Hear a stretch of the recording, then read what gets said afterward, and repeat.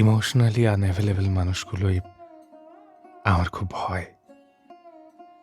যেসব মানুষ সহসা কারো দুঃখ এড়িয়ে যেতে পারে, যাদের উপন্যাসের পাতা পড়তে পড়তে অযাচিত মন খারাপটা হয় না, কিংবা কিংবা দু একটা গানের সাথে ভীষণ নিজস্বতা নেই।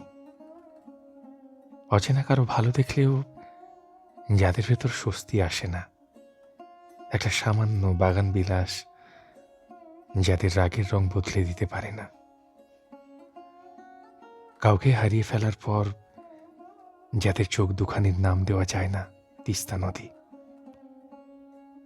যারা কাছের মানুষটার নিস্তব্ধতার কারণ জানতে চায় না, ক্ষমা করার মতো যাদের উদারতা নেই, প্রার্থনায় রাখার মতো যাদের মলিনতা জন্মায়নি, যারা যারা কারো ক্ষতি করে রাতের বালিশে নিভৃতে মাথা রাখতে পারে, এসব মানুষের আমার চিরকালই বড্ড ভয় হয়। আমি বরাবর তাদের থেকে পালিয়ে আসি, গুটিয়ে যাই, সরিয়ে নিই নিজেকে।